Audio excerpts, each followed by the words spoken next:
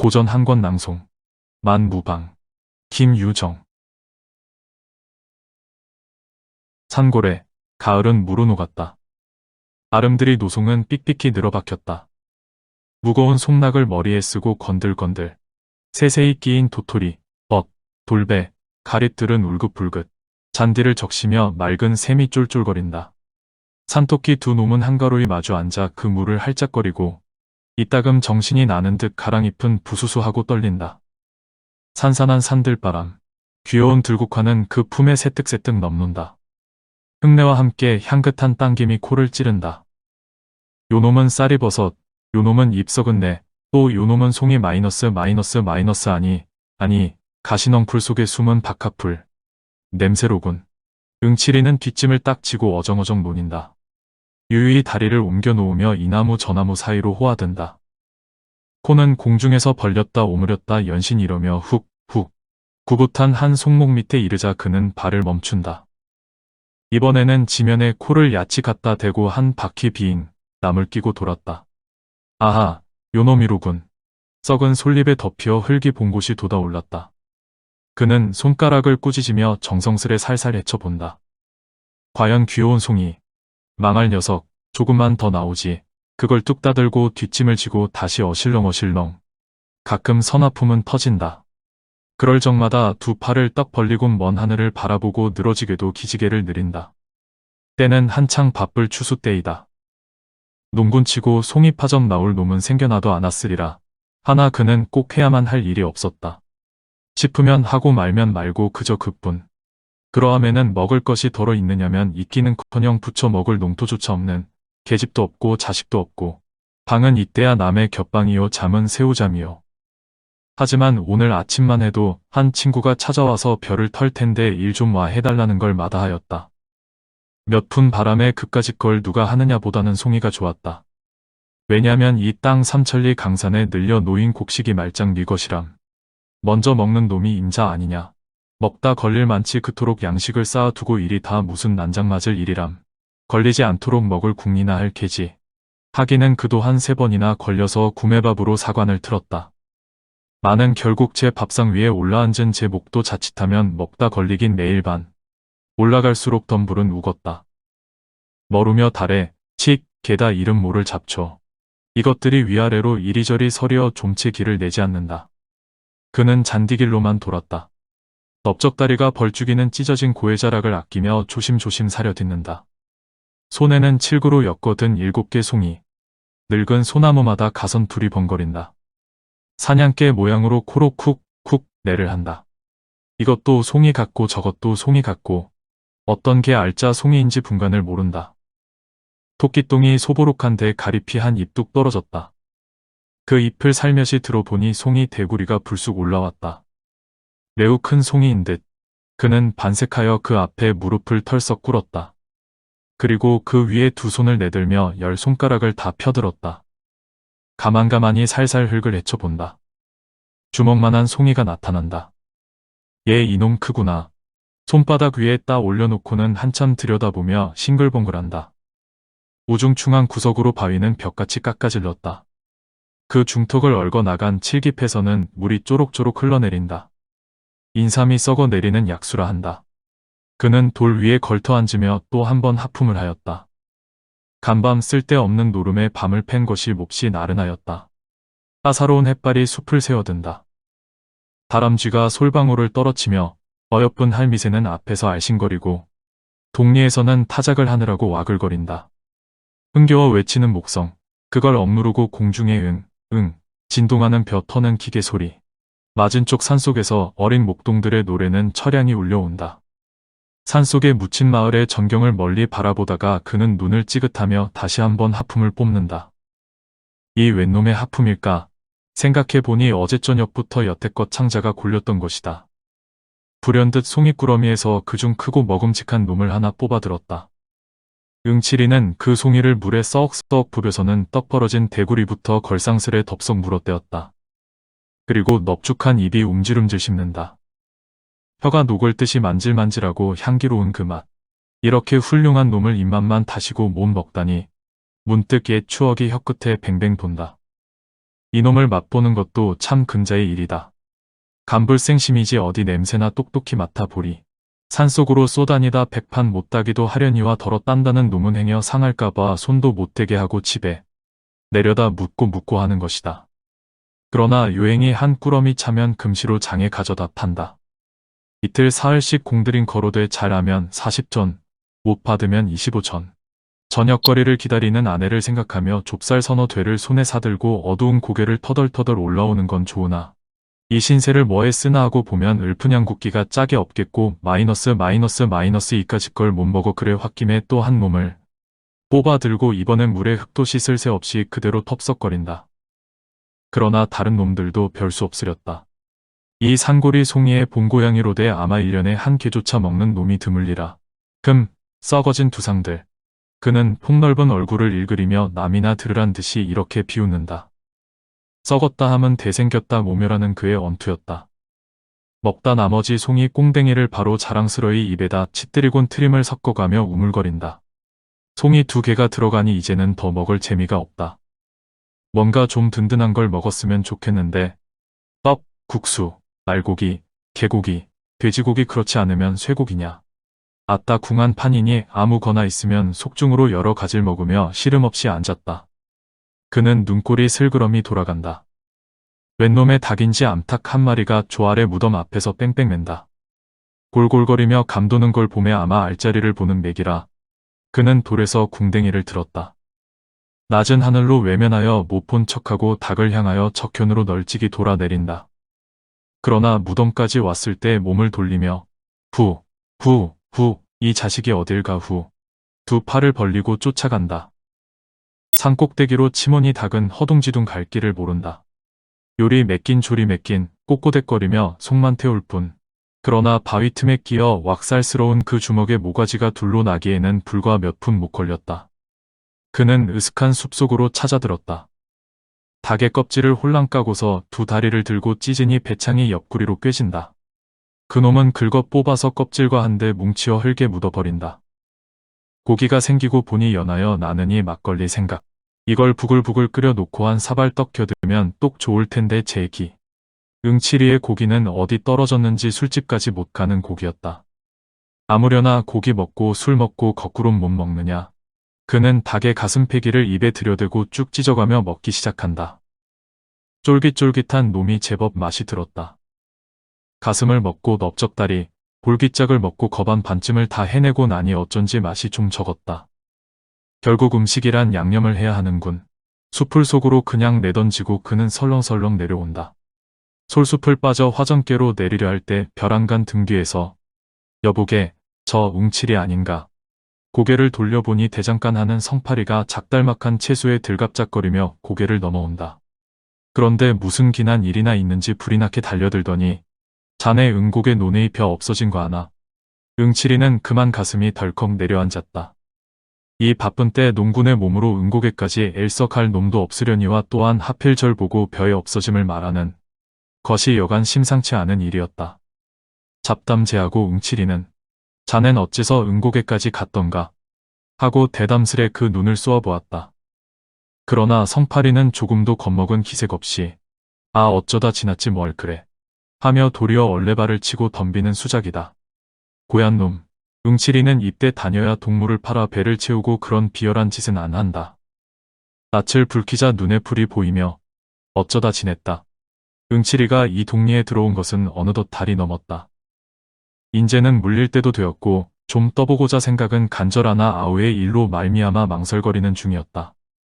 그는 오라는 데는 없어도 갈 데는 많았다. 산으로 들로 해변으로 발불이 놓이는 곳이 즉 가는 곳이다. 그러나 저물면은 그대로 쓰러진다. 남의 방앗간이고 헛간이고 혹은 강가, 시세장, 물론 수가 좋으면 궤떼기 위에서 밤을 편히 잘 적도 있었다.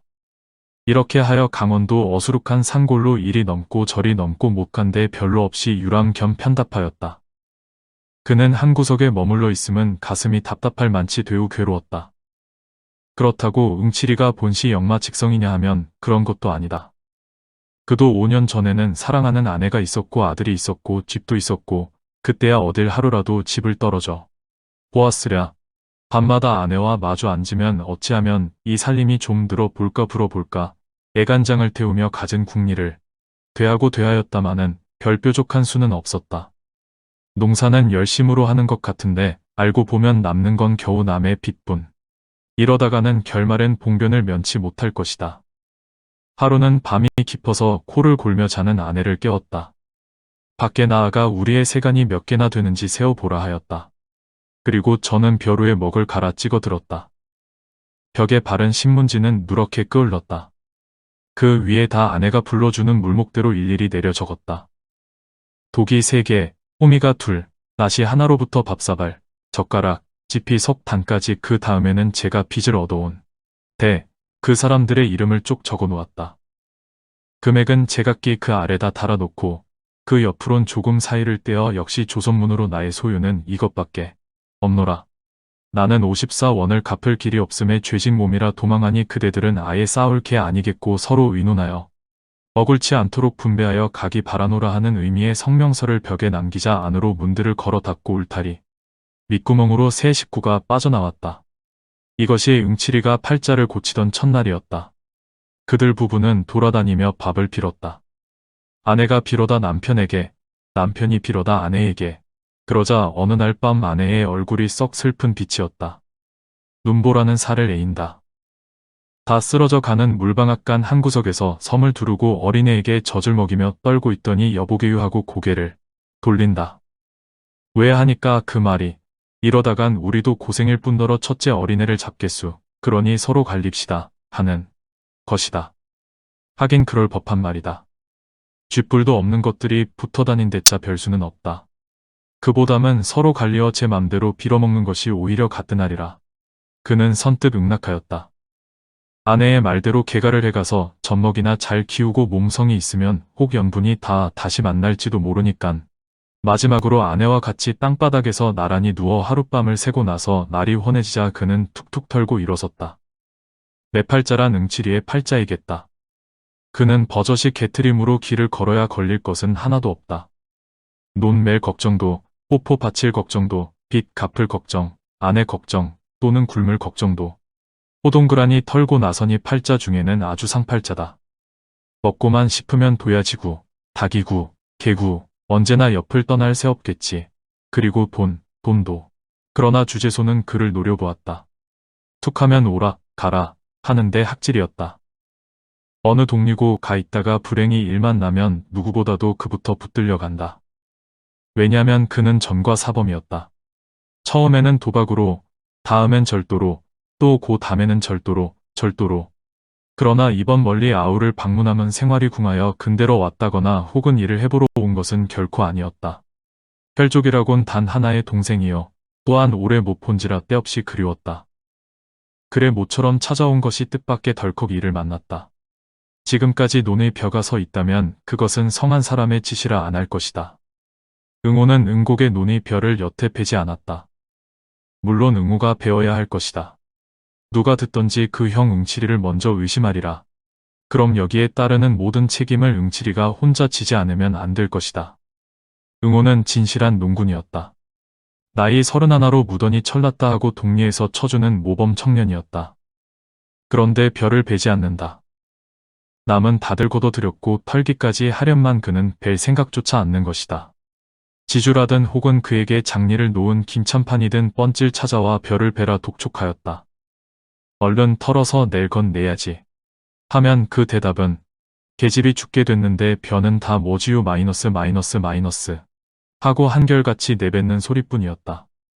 하기는 응호의 아내가 지금 기지 사경임의 틈은 없었다 하더라도 돈이 놀아서 약을 못 쓰는 이 판이니 진시 벼라도 털어야 할 것이다. 그러면 왜 안 털었던가?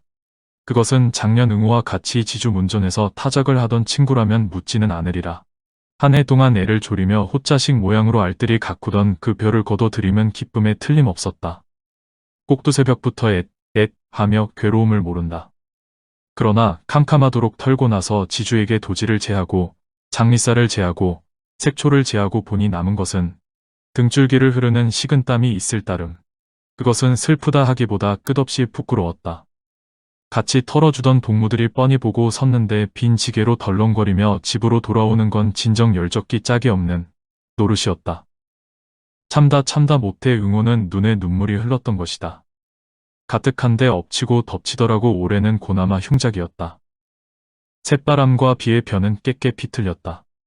이놈을 가을하다간 먹을 게 남지 않으면 물론이요 빚도 다 못 가릴 모양. 에라, 빌어먹을 거 너들끼리 캐다 먹든 말든 멋대로 하여라 하고 내던져 두지 않을 수 없다. 별을 거뒀다고 말만 나면 빚쟁이들은 우 몰려들 거니깐. 응칠이의 죄목은 여기에서도 또렷이 드러난다. 국으로 가만만 있었다면 좋은 걸 이 사품에 뛰어들어 지주의 뺨을 제법 갈긴 것이 응칠이었다. 처음에야 그럴 작정이 아니었다. 그는 여러 곳 물을 마신 이만치 어지간히 속이 튄 건달이었다. 지주를 만나 까놓고 썩 좋은 소리로 의논하였다. 올 농사는 반실이니 도지도 좀 감해주는 게 어떠냐고. 그러나 지주는 아무 말 없이 고개를 모로 흔들었다. 정 이러면 하여튼 1년 품은 빼야 할 테니 나는 그 논에다 불을 지르겠수 하여도 잠자코 웅치 않는다. 지주로 보면 자기로도 그 벼는 넉넉히 거둬 드릴 수는 있다마는 한번 버릇을 잘못 해놓으면 어느 자긴까지 행실을 버릴까 염려하여 겉으로 독촉만 하고 있는 터이었다. 실상이야 고까짓 벼쯤 있어도 고만 없어도 고만. 그 신보를 눈치채고 웅칠이는 화를 벌컥 낸 것만은 좋으나 저도 모르게 대뜸 주먹뺨이 들어갔던 것이다.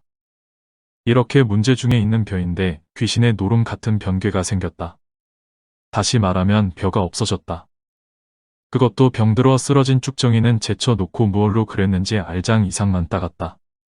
그 면적으로 어림하면 아마 못돼도 한댄 말가량은 될는지 응칠이가 아침 일찍이 그 논께로 논일자 이걸 발견하고 기가 막혔다. 누굴 성가시게 굴려고 그러는지 산속에 파묻힌 논이라 아직은 본 사람이 없는 모양 같다. 하나 동리에 이 소문이 퍼지기만 하면 저는 어느 모르던 혐의를 받아 패는 조이 입어야 될 것이다. 응칠이는 송이도 송이려니와 실상은 궁리에 바빴다. 속중으로 지목할 만한 놈을 여러 들어보았으나 이렇다 찍을 만한 증거가 없다. 어쩌면 재성이나 성팔이 이 둘 중에 지실이라 하고 결국 이렇게 생각던 곳도 웅칠이가 아니면 안 될 것이다. 원수는 외나무다리에서 만났다. 응칠이는 저의 짐작이 들어맞음을 알고 당장에 일을 낼 듯이 성팔이의 눈을 들이돌렸다. 성팔이는 신이 나서 떠들다가 그 눈총에 어이가 질려서 고만 벙벙하였다. 그리고 얼굴이 her쑥하여 마주대고 쳐다보더니 그래, 자네 왜 그렇게 노하나. 지내다 보니깐 그렇길래 일테면 자네 보고 얘기지 뭐. 하고 뒷갈망을 못하여 우물쭈물한다. 노하긴 누가 노해. 응칠이는 뻗팅겼던 몸에 좀 더 힘을 올리며 응고개를 어째 갔더냐 말이지? 놀러 갔다 오는 길인데 우연히. 놀러 갔다. 거기가 노는 덴가. 글쎄, 그렇게까지 물을 게 뭔가. 난 응고개 아니라 서울은 못 갈 사람인가. 하다가 성팔이는 속이 타는지 코로 후응하고 날숨을 길게 뽑는다. 이렇게 나오는 데는 더 물을 필요가 없었다. 성팔이란 놈도 여간 내기가 아니오 구장내 소친가 뭔가 떼다 먹고 한번 다녀온 놈이었다. 많이 사귀지는 못했으나 동리 평판이 그놈과 같이 다니다가는 엉뚱한 일 만난다 한다. 이번에 응칠이 저 역시 그 섭수에 걸렸음을 알고 그야 응고개라고 못 갈 리 없을 테 하고 한번 엿먹다. 그러나 자네도 알다시피 거 어디야. 거기 바로 길이 있다든지 사람 사는 동리라면 혹 모른다 하지만은 성한 사람이야 응고개에 뭘 먹으러 가나. 그렇지 자네야 심심하니까 하고 앞을 꽉 눌러 등을 떠본다. 여기에는 대답 없고 성팔이는 덤덤히 쳐다만 본다. 무엇을 생각했는가 한참 있더니 호주머니에서 단풍갑을 꺼낸다. 우선 제가 한 개를 물고 또 하나를 뽑아내대며 걸련 하나 피우게 매우 듬직한 낯을 해보인다. 이놈이 얘 밝기가 몹시 밝은 성팔이다. 턱없이 걸련 하나라도 선심을 쓸 골자가 아니리라 생각은 하였으나 그렇다고 얘까지 부르대는 건 도리어 저희 처지가 불리하다. 그것은 짜장 그 손에 넘는 짓이니 아 웬 걸련은 이래 하고 슬쩍 뭉치며 성량 있겠나 일부러 불까지 거대게 하였다. 응칠이에게 액을 떠넘겨 이용하려는 고 야심을 생각하면 곧 달려들어 다리를 꺾어 놔야 오를 것이다. 그러나 이 마당에 떠들어대고 보면 저는 드러누워 침뱉기. 결국 도적은 뒤로 잡지 앞에서 어르는 법이 아니다. 동리에 소문이 퍼질 것만 두려워하며 여보게 자네가 했건 내가 했건 간 하고 과연 정다이 그 등을 툭 치고 나서 우리 둘만 알고 동리의 말을 내지 말게 하다가 성파리가 이 말에 매우 놀라며 눈을 말똥말똥 뜨니 그까진 볕 좀 먹으면 어떤가 하고 껄껄 웃어버린다. 성파리는 한 굽 접히어 말문이 메었는지 얼떨하여 입맛만 다신다. 아예 말은 내지 말게. 응 알지. 하고 다시 다질 때에야 겨우 주저주저 입을 열어. 내야 무슨 말을 내겠나. 하고 조금 사이를 떼어 또 내야 무슨 말을 그건 염려 말게. 하더니 비실비실 몸을 돌리어 저 갈 길을 내걷는다. 그러나 저 앞 고개까지 가는 동안에 2번이나 돌아다 보며 이쪽을 살피고 한 것만은 사실이었다. 응칠이는 그 꼴을 이윽히 바라보고 입 안으로 죽일 놈 하였다. 아무리 도적이라도 같은 동료에게 제 죄를 넘겨씌우려 함은 도저히 의리가 아니다. 그건 그렇다 치고 응호가 더 딱하지 않은가. 기껏 힘들여 지어 놓았다 남 좋은 일 한 것을 안다면 눈이 뒤집힐 일이겠다. 이래서야 어디 이웃을 믿어보겠는가. 확적히 증거만 있어 이놈을 잡으면 대번에 요절을 내리라 결심하고 응칠이는 침을 탁 뱉어던지고 산을 내려온다. 그런데 그놈의 행티로 가는 보면 응칠이 저만 치는 때가 못 벗은 도적이다. 어느 미친놈이 놈두렁에까지 가세를 들고 오는가. 격식도 모르는 푸뚱이가 그러려면 바로 조 낯가리나 수소 낯가리 말이지 그 속에 들어앉아 가위로 속닥거려야 들킬 리도 없고 일도 편하고 2포되고 3포되고 마음껏 딸 수도 있다. 그러나 틈 보고 집으로 나르면 그만이지만 누가 논의 벼를 다 그렇게도 벼에 걸신이 들었다면 바로 남이 집 머슴으로 들어가 한 달포 동안 주인 앞에 얼렁거리며 신용을 얻어 오다가 주는 옷이나 얻어 입고 다들 잠들거든 벼섬이나 두둑이 짊어매고 덜렁거리면 그뿐이다. 이건 맥도 모르는 개남도 못살게 굴려고 애 이 망할 자식도 그는 분노에 살이 다 부들부들 떨리는 듯 싶었다. 그러나 이런 좀도적이란 봉이 나기 전에는 바짝 물고 덤비는 법이었다. 오늘 밤에는 요놈을 지켰다 꼭 붙들어 가지고 정강이를 분질러 놓으리라. 밥을 먹고는 태연히 막걸리 한 사발을 껄떡껄떡 들이켜자. 가을이 되니깐 맛이 행결났군. 그는 주먹으로 입가를 쓱쓱 훔친 다음 송이 꾸러매서 3개를 뽑는다. 그리고 그걸 갈퀴같이 마른 주막 할머니 손에 내어주며 애수, 송이나 잡숫게요. 하고 술값을 치렀으나 아이, 송이도 고놈 참. 간살을 피우는 것이 겉으로는 반기는 척하면서도 좀 싶은 모양이다. 제 딴은 한 개에 3전씩 치더라도 9전밖에 안 되니깐. 응칠이는 슬며시 화가 나서 그 얼굴을 유심히 들여다보았다. 움푹 들어간 볼때기에 저건 또 왜 저리 멋없이 붉어졌는지 툭 나온 광대뼈하고 치마 아래로 남실거리는 발가락은 자칫 잘못 보면 황새 발목이니 이건 언제 잡아가려고 남겨두는 거야 마이너스 보면 볼수록 하나 이쁜 대가 없다. 한두 번 먹은 것도 아니요 언젠가 울타리께 풀을 베어주고 술사발이나 얻어 먹은 적도 있었다. 그렇게 야멸치게 따질 건 뭔가. 그는 눈살을 흘긴 마치고는 하나를 더 꺼내어 예수, 또 하나 잡숫게요. 내던져 주곤 대돌에 가래침을 탁 뱉었다. 그제야 식성이 좀 풀리는지 그 가축으로 웃으며 아이고 이거 자꾸 주면 어떡해. 어떡하긴 자꾸 살찌게요. 하고 한마디 툭 쏘고 일어서다가 무엇을 생각함인지 다시 툇마루에 주저앉는다. 그런데 참 요즘 성팔이 보셨소. 아니, 당최 볼 수가 없더구먼. 술도 안 먹으러 와요. 안 와. 하고는 입속으로 뭐라고 중얼거리며 의아한 낯을 들더니 왜, 또 뭐 일이? 아니요, 본 지가 하 오래니깐. 응칠이는 말끝을 얼버무리고 고개를 돌려 한 대를 바라본다. 벌써 점심때가 되었는지 닭들이 요란히 울어댄다. 논둑의 미로나무는 부하고 또 부하고 잎이 날리며 팔랑팔랑 하늘로 올라간다. 성파리가 이 마을에서 얼마나 살았지요. 글쎄, 재작년 가을이지 아마. 하고 장죽을 빡빡 빨더니 근데 또 떠난대든가 홍천인가 어디즈 성님한테로 간대. 하고 그게 옳지. 여기서 뭘 하느냐. 대장간이라고 일이나 많으면 모르거니와 밤낮 파리만 날리는데 그보다는 즉 형이 크게 농사를 짓는다니 그 뒤나 거들어 주고 국으로 얻어먹는 게 신상에 편하겠지. 그래 불일간 처자식을 데리고 아마 떠나리라고 하고 농구는 그저 농사를 지야돼. 내일 술 먹으러 또 오지요. 간단히 인사만 하고 웅칠이는 다시 일어났다. 주막을 나선히 옷깃을 스치는 개운한 바람이다. 밭 둔덕의 대추는 척척 늘어진다. 멀지 않아 겨울은 또 오렸다. 그는 응호의 집을 바라보며 그간 죽었는지 궁금하였다. 응호는 봉당에 걸터 앉았다. 그 앞 화로에는 약이 바글바글 끓는다. 그는 정신없이 들여다보고 앉았다. 우중충한 방에서는 아내의 가쁜 숨소리가 들린다. 색 하다가 아이고 하고는 까무러지게 콜록거린다. 다래가 치미로 몹시 괴로운 모양. 뽑아줄 사이가 없이 풀들은 뜰에 엉켰다. 흙이 드러난 지붕에서 망초가 휘어청휘어청 바람은 가끔 찾아와 쌀이문을 흔든다. 그럴 적마다 문은 을씨년스럽게 삐걱삐걱. 이웃의 발바리는 부엌에서 한창 바쁘게 달그락거린다. 마는 아침에 아내에게 먹이고 남은 조죽밖에야. 아니 그것도 참 남편이 마저 긁었으니 사발에 붙은 찌꺼기뿐이리라. 다 졸았나 보다. 응칠이는 약이란 다 졸면 못쓰니 고만 짜 먹여라 하였다.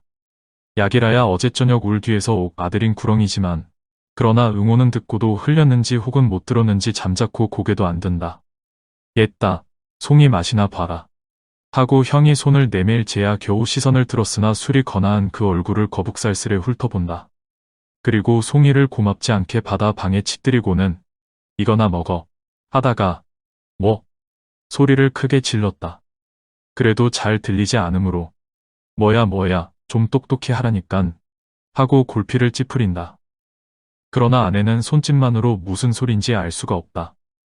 음성으로 치는 이보다 종이 비비는 소리랄지 그걸 듣기에는 지척도 멀었다. 가만히 보다 응칠이는 제가 다 불안하여 뒤보겠다는 게 아니냐? 그럼 그렇다 말이 있어야지. 남편은 이내 짜증을 내며 몸을 일으킨다. 병약한 아내의 음성이 날로 변하여 감을 시방 안 것도 아니련만 마이너스. 그는 방바닥에 늘어져 꼬치꼬치 마른 반 송장을 조심히 일으키어 등에 업었다. 울박 반머리의 잿가는 놓였다. 머리가 눌릴 만치 납작한 굴속이다. 게다 거미줄은 예지없이 엉키었다. 부춧돌 위에 내려놓으니 아내는 벽을 의지하여 웅크리고 앉는다.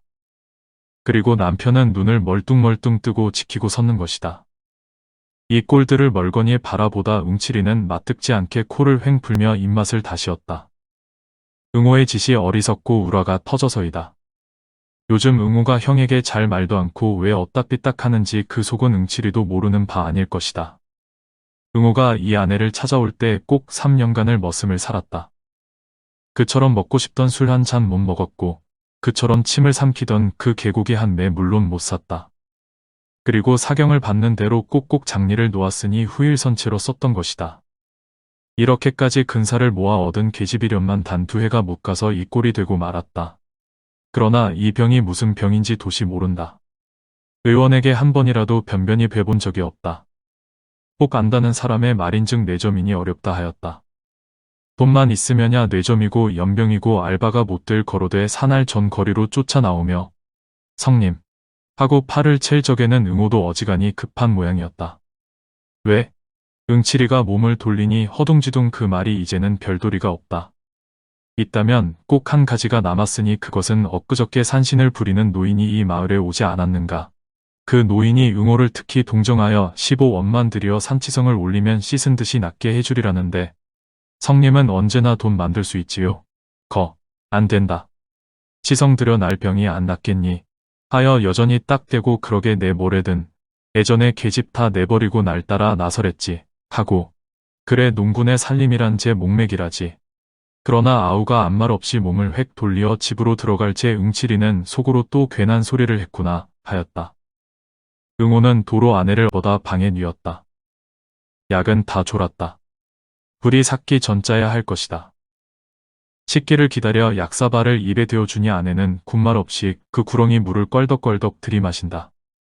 응칠이는 마당에 우두커니 앉았다. 사람의 목숨이란 과연 중하군 하였다. 그러나 계집이라는 저 물건이 저렇게 떼기 어렵도록 중할까 하니 암만 해도 알 수 없고 너 참 요 건너 성팔이 알지? 너하고 친하냐? 성이 뭐래는데 거 대답 좀 하렴. 하고 소리를 빽 질러도 아우는 대답은 말고 고개도 안 든다. 그러나 응칠이는 하늘을 쳐다보고 트림만 끄윽하고 말았다. 술기가 코를 꽉꽉 찔러야 할 터인데 이건 풋김치 냄새만 코 밑에서 뱅뱅 돈다. 공짜 김치만 퍼먹을 게 아니라 한 잔 더 했더면 좋았을걸. 그는 일어서서 대를 허리에 꽂고 궁둥이에 흙을 털었다. 벼 도둑 맞은 이야기를 할까 하다가 아서라 가뜩이나 울상이 속이 쓰릴 것이다. 그보다는 이놈을 잡아 놓고 낭중 희자를 뽑는 것이 점잖하겠지. 그는 문 밖으로 나와 버렸다. 답답한 아우의 살림을 보니 역 답답하던지 살림이 연상되고 가슴이 두루 답답하였다. 이런 때에는 무가 십상이다. 사실 하느님이 물을 마련해 낸 것은 참으로 은혜로운 일이다. 맹맥할 때 한 개를 씹고 보면 꿀꺽하고 푹 치는 그 맛이 좋고 남의 무밭에 들어가 하나를 쑥 뽑으니 가락무. 이키, 이거 오늘 운수 대통이로군. 내던지고 그 다음 놈을 뽑아 들고 개울로 내려온다. 물에 쓱쓱 닦아서는 꽁지는 이로 베어 던지고 어썩 깨물어 붙인다. 개울 둔덕의 포플러는 호젓하게도 매출이 컸다. 자갈돌은 그 밑에 옹기종기 모였다. 가생이로 잔디가 소보록하다. 응칠이는 나가자빠져 마을을 건너다 보며 눈을 멀뚱멀뚱 굴리고 누웠다. 산이 뺑뺑 둘려 숨이 콕 막힐 듯한 그 마을. 아리랑 아리랑 아라리여. 아리랑 뛰어라 노다 가세. 증기차는 가자고 웬고동 트는데 정든 인품 안고 낭누낭누. 아리랑 아리랑 아라리여. 아리랑 뛰어라 노다 가세. 내일 갈지 모레 갈지 내 모르는데 옥시계 강낭이는 심어 뭐 하리. 아리랑 아리랑 아라리여. 아리랑 뛰어라.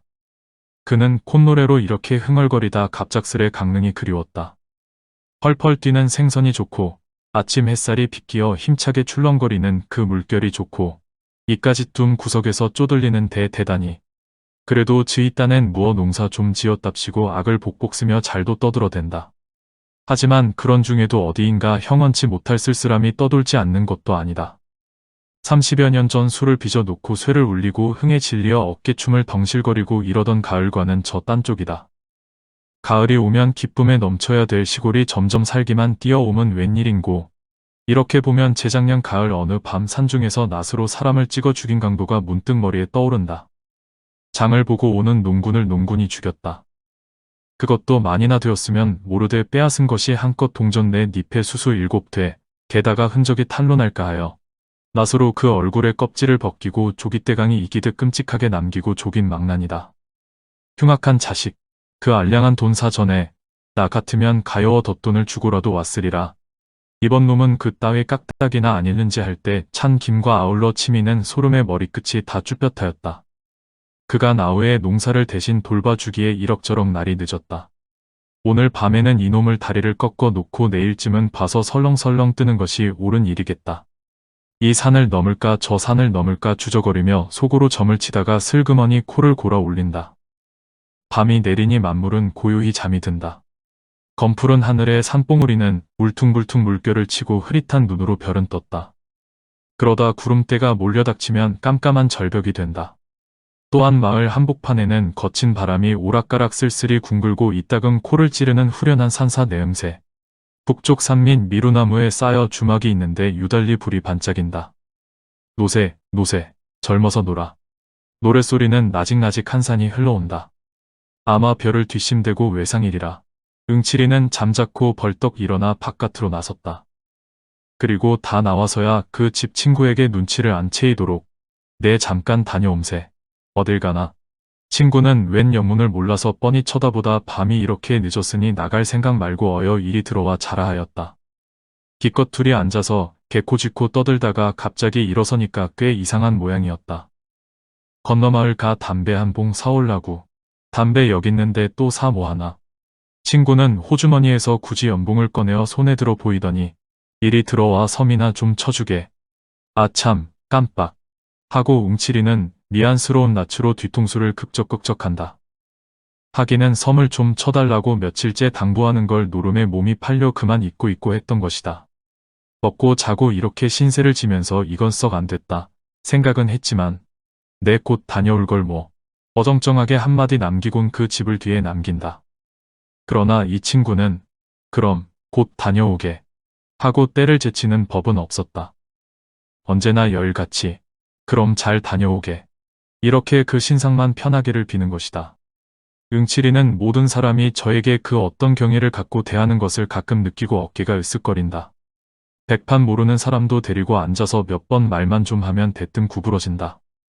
그렇게 장한 것인지 그 일을 하다가 그 일이라야 도적질이지만 들어가 욕보던 이야기를 하면 그들은 눈을 커다랗게 뜨고 아이고 그걸 어떻게 당하셨수 하고 저기 놀라면서도 그래 그 돈은 어떻겠쇼 또 그럴 생각이 납디까요. 참 우리 같은 농군에 대면 호강살이요 하고들 한편 썩 부러운 모양이었다. 저들도 그와 같이 진탕 먹고 살고는 싶으나 주변 없어 못하는 그 울분에서 그런 이야기만 들어도 다소 위안이 되는 것이다. 응칠이는 이걸 잘 알고 그 누구를 논에다 거꾸로 박아놓고 달아나다가 붙들려 경치던 이야기를 부지런히 하며 자네들은 안정 멀었네, 멀었어. 하고 흰소리를 치면 그들은 옳다는 뜻이겠지.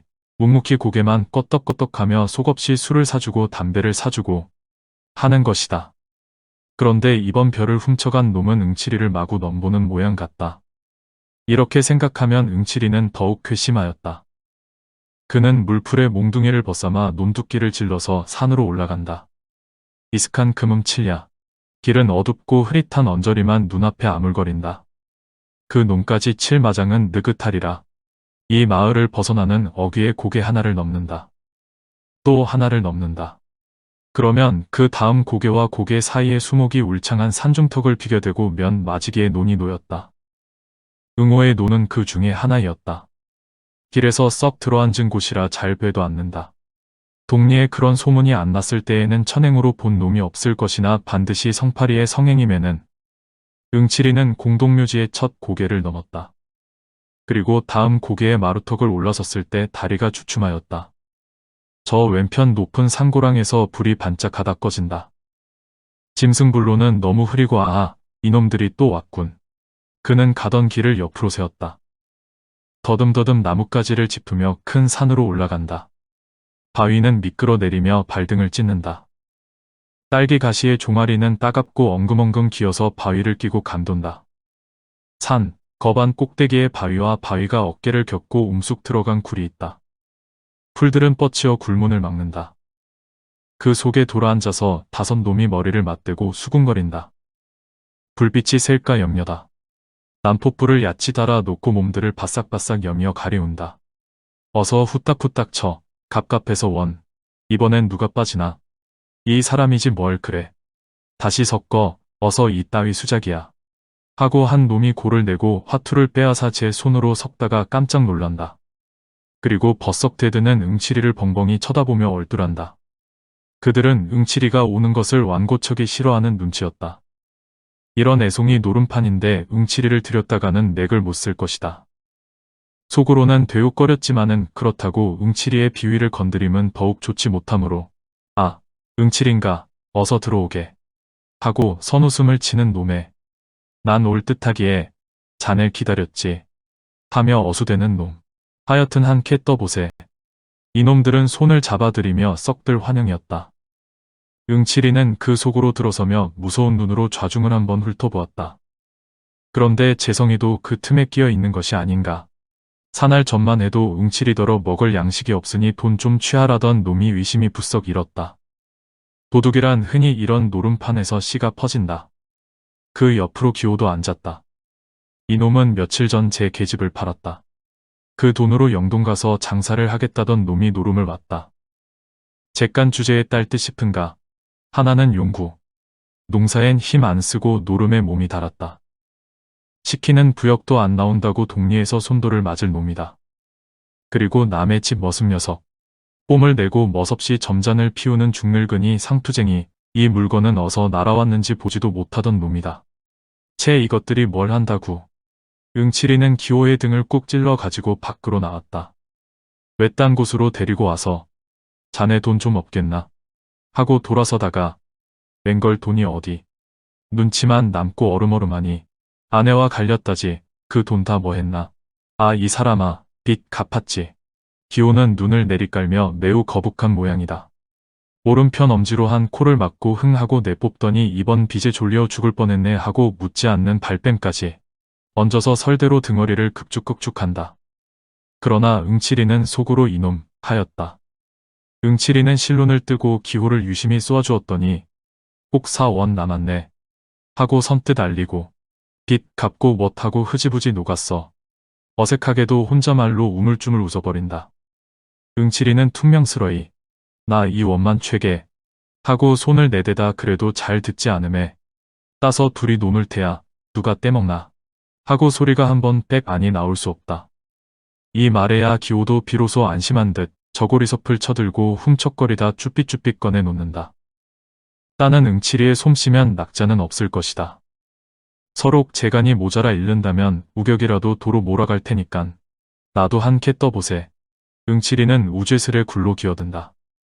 그 콧등에는 자신 있는 그리고 흡족한 미소가 떠오른다. 사실이지 노름만큼 그를 행복하게 하는 건 다시 없었다.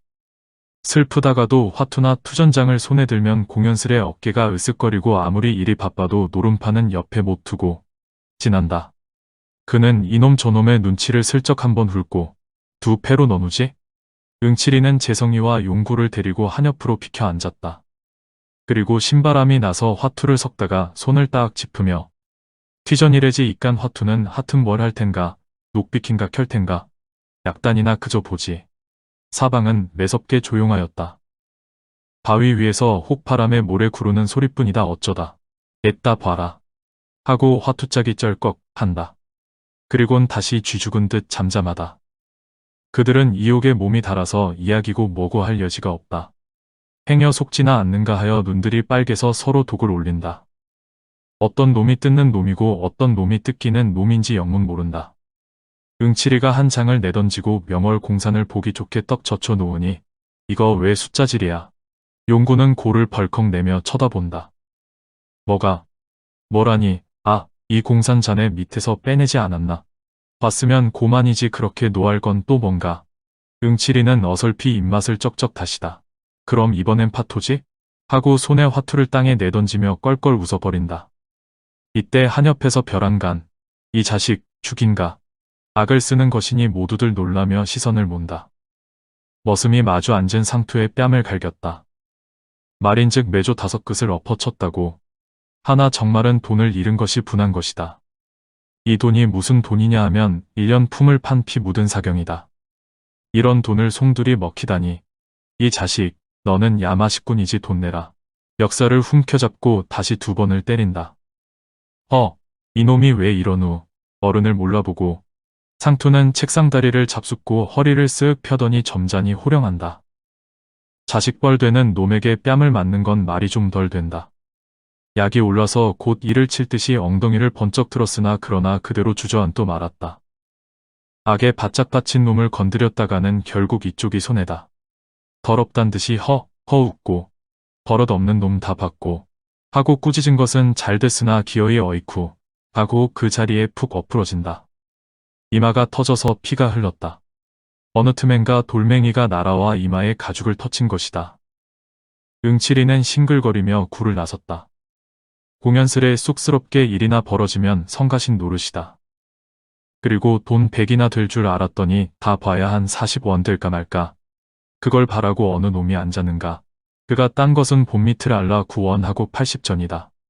기호에게 5원을 내주고 자, 반이 넘네. 자네 계집 잃고 돈 잃고 호강이겠네. 농담으로 비웃어 던지고는 숲속으로 설렁설렁 내려온다. 여보게, 자네에게 청이 있네. 재성이 목이 말라서 바득바득 따라온다. 그 청이란 묻지 않아도 알 수 있었다. 저에게 돈을 다 빼앗기곤 구문이겠지. 시치미를 딱 대고 나 갈 길만 걷는다. 여보게 응치리, 내 말 좀 들어. 그제는 팔을 잡아 낚으며 살려달라 한다. 돈을 좀 늘릴까 하고 벼 10마를 팔아 해보았더니 다 잃었다고. 당장 먹을 게 없어 죽을 지경이니 노름 미천이나 하게 몇 푼 달라는 것이다. 그러나 벼를 털었으면 그저 먹을 것이지 어쭙잖게 노름은. 그런 걸 왜 너보고 하랬어? 하고 돌아서며 소리를 빽 지르다가 가만히 보니 눈에 눈물이 글썽하다. 잠자코 돈 2원을 꺼내 주었다. 응치리는 돌에 앉아서 팔짱을 끼고 덜덜 떨고 있다. 사방은 뺑 돌리어 나무에 둘러싸였다. 거무튀튀한 그 형상이 헐없이 무슨 도깨비 같다. 바람이 불 적마다 쏴하고 쏴하고 움충맞게 건들거린다. 어느 때에는 짹짹하고 목을 따는지 비명도 울린다. 그는 가끔 뒤를 돌아보았다. 별일은 없을 줄 아나 혹 뭐가 덤벼들지도 모른다. 선앙당은 바로 등 뒤다. 족제비인지 뭔지 요동통에 돌이 무너지며 바스락바스락한다. 그 소리가 묘하게도 등줄기를 쭉 긁는다. 어두운 꿈속이다. 하늘에서 이슬은 내리어 옷깃을 축인다. 공포도 공포련이와 냉기로 하여 좀채로 견딜 수가 없었다. 산골은 산신까지도 줄여 쓰렸다. 아들 낳아달라고 떡 갖다 바칠 이 없을 테니까 이놈의 영감님 홧김에 덥석 달려들면 앞뒤를 다시 한번 휘돌아본 다음 설대를 뽑는다. 그리고 오금팽이로 불을 가리고는 한 대 뻑뻑 피워 물었다. 노는 연함은 칸 떨어져 그 아래 누웠다. 일심전기를 다하여 나무 틈으로 뚫어보고 앉았다. 그러나 땅에 대를 털려니까 풀숲이 이상스러이 흔들린다. 뱀이 아닌가. 9, 10월 뱀이라니 물리면 고만이다. 자리를 옮겨 앉으며 손으로 입을 막고 하품을 터친다. 아마 두어 시간은 더 넘었으리라. 이놈이 필연코 올 텐데 안 오니 또 무슨 좋아할까. 이 지실한 소문이 나기 전에 한 번 더 와보는 것이 원칙이다. 잠을 못 자서 눈이 뻑뻑한 것이 재물에 슬금슬금 감긴다. 이를 악물고 눈을 휩쓰면 이번에는 허리가 노글거린다. 속은 쓰리고 골치는 때리고 불꽃 같은 노기가 불끈 일어서 몸을 옥죄인다. 이놈의 다리를 못 꺾어 놔도 애비 없는 후레자식이겠다. 닭들이 새 회를 운다. 멀리 산을 넘어오는 그 음양이 퍽은 서글프다. 큰 비를 몰아드는지 검은 구름이 잔뜩 낀다. 하긴 지금도 빗방울이 뚝뚝 떨어진다. 그때 논둑에서 희끄무레한 헛개비 같은 것이 얼씬거린다. 정신을 바짝 차렸다. 영락없이 성팔이, 재성이 그들 중에 한 놈이리라. 이 고생을 시키는 그놈 이가 북북 갈리고 어깨가 다 씩씩거린다. 몽둥이를 잔뜩 우려잡았다. 그리고 벌떡 일어나서 나무줄기를 끼고 조심조심 돌아내린다. 하나 도랑쯤 내려오다가 그는 멈실하여 몸을 뒤로 물렸다. 늑대 두 놈이 짝을 짓고 이편 산에서 저편 산으로 설렁설렁 건너가는 길이었다. 빌어먹을 늑대, 이것까지 말썽이람. 이마에 식은 땀을 씻으며 도로 제자리로 돌아온다. 어쩌면 이번 이놈도 재작년 강도 짝이나 안 들든지 급시로 불길한 예감이 뒤통수를 탁 치고 지나간다. 그는 옷깃을 여미어 한 대를 더 붙였다. 돌연히 풍세는 심하여진다. 산골짜기로 몰아드는 억센 놈이 가끔 발광이다. 다시금 더르르 몸을 떨었다. 가을은 왜 이 지경인지 여기에서 밤 새울 생각을 하니 기가 찼다. 얼마나 되었는지 몸을 좀 녹이고자 일어나서 서성서성할 때였다. 눈으로 다가오는 희미한 그림자를 분명히 두 눈으로 보았다. 그리고 보니 피로고 한고이고 다 딴소리다. 고개를 내대고 딱 버티고 서서 눈에 쌍심지를 올린다. 흰 그림자는 어느 틈엔가 어둠 속에 사라져 보이지 않는다. 그리고 다시 나올 줄을 모른다. 바람 소리만 웽웽 칠 뿐이다. 다시 암흑 속이 된다. 확실히 별을 훔치러 논 속으로 들어갔을 것이다. 역갱이 같은 놈이 굳은 날새를 기화삼아 맘껏 하겠지. 의리 없는 썩은 자식, 격장에서 같이 굽는 터에 마이너스 오냐 대거리만 있거라. 이를 한번 부두득 갈아붙이고 차츰차츰 논께로 내려온다. 응칠이는 논께로 바트기 내려서서 소나무에 몸을 착 붙였다. 섣불리 서둘다간 남의 횡액을 입을지도 모른다. 다 훔쳐 가지고 나올 때만 기다린다. 몸뚱이는 잔뜩 힘을 올린다. 한 십경쯤 지났을까 도적은 다시 나타난다. 논둑의 머리만 내놓고 사면을 두리번거리더니 그제야 기어나온다. 얼굴에는 눈만 내놓고 수건인지 뭔지 헝겊이 가리었다. 보찜을 등에 짊어매고는 허리를 구부시 뺑손을 놓는다. 그러자 응칠이가 날쌔게 달려들며 이 자식 남의 별을 훔쳐가니 하고 대포처럼 고함을 지르니 논둑으로 고대로 대굴대굴 굴러서 떨어진다. 얼결에 호되게 놀란 모양이다. 응칠이는 덤벼들어 우선 허리깨를 내려조겼다. 어이쿠쿠 쿠하고 처참한 비명이다. 이 소리에 귀가 번쩍 뛰어서 그 고개를 들고 팔부터 벗겨보았다. 그러나 너무나 어이가 없었음인지 시선을 치거드며 그 자리에 우두멍찰한다. 그것은 무서운 침묵이었다. 살뚱맞은 바람만 공중에서 북새를 논다. 한참을 신음하다 도적은 일어나더니 성님까지 이렇게 못살게 굴기요. 제법 눈을 부라리며 몸을 획 돌린다. 그리고 느끼며 울음이 복받친다. 보찜도 내버린 채 내 것 내가 먹는데 누가 뭐래 하고 대퉁스러이 내뱉고는 비틀비틀 논 저쪽으로 없어진다. 형은 너무 꿈속 같아서 멍하니 섰을 뿐이다. 그러다 얼마 지나서 한 손으로 그 보침을 들어본다. 가뿐하니 끽 말가웃이나 들든지 이깟 짓걸 요렇게까지 해가려는 그 심정은 실로 알 수 없다. 별을 논에다 도로 털어버렸다. 그리고 아내의 치마이겠지. 검은 보자기를 척척해서 들었다. 내 걸 내가 먹는다 마이너스 마이너스 마이너스 그야 이를 말이랴. 하나 내 걸 내가 훔쳐야 할 그 운명도 얄궂거니와 형을 배반하고 이 짓을 벌인 아우도 아우렸다. 에이 이 고얀 놈, 칼 제 볼을 적시는 것은 눈물이다. 그는 주먹으로 눈물을 쓱 비비고 머리에 번쩍 떠오르는 것이 있으니 두레두레한 황소의 눈깔. 시오리를 남쪽 산으로 들어가면 어느 집 바깥들의 밤마다 늘 매여 있는 투실투실한 그 황소. 아무렇게 따지든 70원은 갈 데 없으리라. 그는 불이 나게 아우의 뒤를 밟았다. 공동묘지까지 거반 왔을 때에야 가까스로 만났다. 아우의 등을 탁 치며 예, 좋은 수 있다. 내 원대로 돈을 해줄게 나하고 잠깐 다녀오자. 씩씩한 어조로 기쁘도록 달랬다. 그러나 아우는 입 하나 열려 하지 않고 그대로 실축하였다. 뿐만 아니라 어깨 위에 올려놓은 형의 손을 부질없단 듯이 몸으로 털어버린다. 그리고 삑 달아난다. 이걸 보니 하 엄청나고 기가 콱 막히었다. 이놈아, 하고 악의 밭이여, 명색이 성이라며 대뜸 몽둥이는 들어가 그 볼기짝을 후려갈겼다. 아우는 모로 몸을 꺾더니 신압으로 찌그러진다. 뒤미쳐 앞정강이를 때리고 등을 팼다. 일어나지 못할 만치 매는 내리었다. 체면을 불구하고 땅에 엎드려 엉엉 울도록 매는 내리었다. 홧김에 하긴 했으되 그 꼴을 보니 또한 마음이 편할 수 없다. 침을 퇴, 뱉어 던지곤 팔자 드신 놈이 그저 그렇지 별 수 있나. 쓰러진 아우를 일으키어 등에 업고 일어섰다. 언제나 철이 날른지 딱한 일이었다. 속 썩는 한숨을 후 하고 내뿜는다. 그리고 어청어청 고개를 묵묵히 내려온다. 이상, 만, 무, 황, 낭송.